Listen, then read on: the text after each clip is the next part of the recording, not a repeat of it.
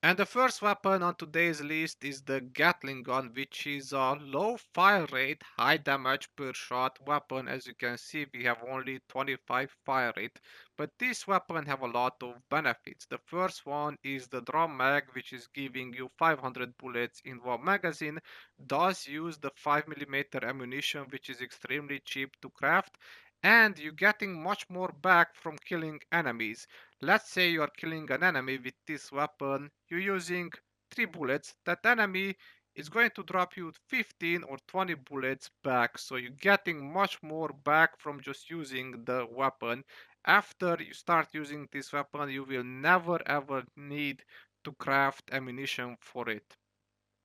Now I do recommend you to get this weapon with the explosive effect. It's extremely efficient, or anti-armor fire rate goes well with this weapon also. So it's a very versatile weapon for any player. And the next weapon is the light machine gun, which is the opposite of the Gatling gun. This weapon have a high fire rate but low ammo capacity, only 75 bullets in one mag, which is very low.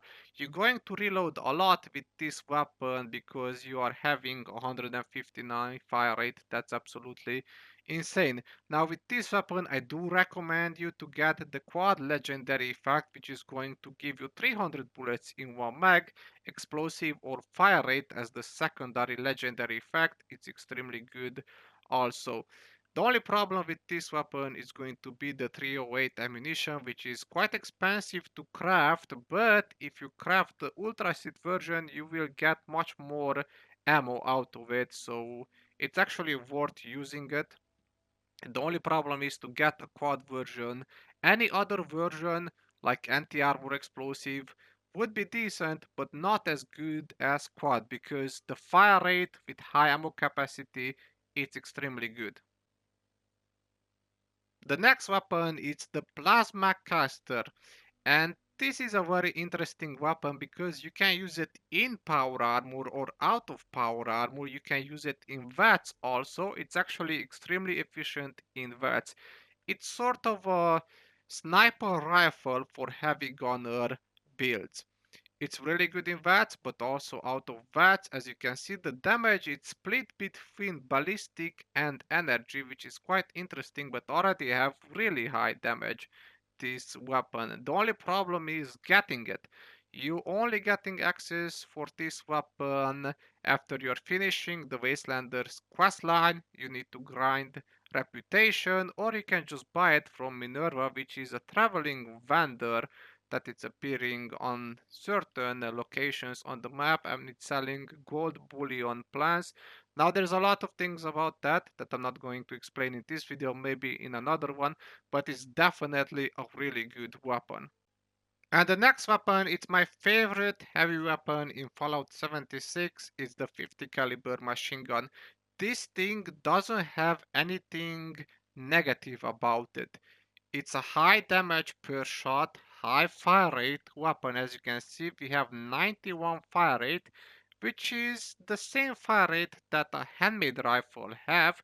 And we have also high damage, and we have also, of course, a high ammo capacity, 250 bullets in one mag. This weapon is extremely good.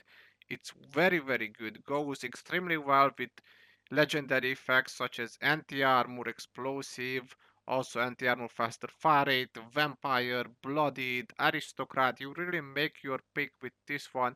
It's just overall a really good weapon. Even if you get a Ghoul Slayer explosive, it's going to be really good because have the explosive effect which is synergizing extremely well with this weapon. There is really nothing bad about this weapon. You just point at things and you shoot and it's going to be dead. The next weapon is the Gauss Minigun. Again, it's one of those weapons that you're getting access after the Wastelander's questline, or you can buy it from Minerva, the traveling vendor that is selling gold bullion plants. Now this thing, it's interesting, does count as an explosive weapon, even that cannot spawn with the explosive legendary effect. It's actually doing already explosive damage. Now, of course, this weapon does have a high ammo capacity, does have a high fire rate, does have high damage. So what's the problem with this one? It's really the ammunition, which is expensive for this weapon, and even if you craft ultra seed ammunition for it, it's going to cost you a lot to feed this weapon because high damage, high fire rate, it's extremely good. The only problem is the ammunition, but it's definitely extremely good to use. Very good in boss fights as well. And the next weapon is the best energy heavy gun, in my opinion, in Fallout 76, which is the Gatling Plasma. This thing have a high fire rate, high damage per shot, high ammo capacity, 500 shots, in one plasma core. It's absolutely insane. The only problem with this weapon is really the spin up time. So just like any other weapon that does need a spin up time, you can't just point and shoot. You need to point, wait for the barrel to spin up and start shooting. Does have quite a bit of recoil, but it's just really good. Another negative thing about this weapon is that it's breaking really fast. Very, very fast. I don't know why, but energy heavy weapons in this game are breaking quite fast. Now, of course, this weapon goes extremely well with anti-armor, faster fire rate, blooded faster fire rate, vampire faster fire rate. Pretty much faster fire rate is the best secondary legendary effect that you can have for this. Cannot spawn with explosive bullets, and that's all about it. It's just overall extremely good. It's actually a boss killer, this weapon. And the next weapon, it's actually the second best energy heavy weapon in Fallout 76, which is the Ultra Seed Gatling Laser. So there is the normal Gatling Laser and there is the Ultra Seed Gatling Laser. The only difference between them is really that the Ultra Seed Gatling Laser have higher damage and it's shooting green beans, which is quite cool. Now this thing obviously it's medium damage per shot depending what kind of modifications you are choosing for it. You can go two ways with this weapon. The first one is you can choose fire rate over damage, or you can choose damage over fire rate, because those have a charging barrel modification which is going to give you more damage per shot but is going to severely reduce your fire rate.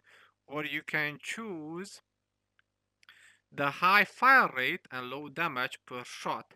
Both of them are really good ones. It's really depending on you which one you want. Of course, you can have 500 shots in one fusion core. You can boost that with perks to to 1,000 shots, which is really good. And it's breaking also quite fast, but it's really, really good. Just use the Ultra Seed version because it's way superior to the regular version. And now a weapon that didn't make it in the best list, but it's still a good weapon, and I just want to mention it. It's really the Flamer, and it's an interesting weapon because it's doing flame damage, have a good ammo capacity, good fire rate. But why I don't really recommend this weapon to use, it's expensive as hell to run it. Crafting fuel, it's expensive. That's the only problem with it. It's really good, but I don't see a lot of players using flamers these days. Why? Because you can just use a ballistic or energy heavy weapon, which probably you can craft more ammunition in one go. Crafting fuel it's quite expensive. That's the only problem, but you can give it a go. That's pretty much it. Those are the best heavy weapons in Fallout 76 that I do recommend you to pick them all up. What kind of legendary effect you would want for yourself, it's really depending on your build. Of course, if you are full health, you're gonna want something like anti-armor, aristocrat, something that is boosting your damage at full health. Or if you're low health, you're gonna want something that synergizes extremely well with your low health build, such as blooded. Even juggernaut goes extremely well with low health build, which is kinda ironic. But anyway, thank you very much for watching and see you guys in the next one.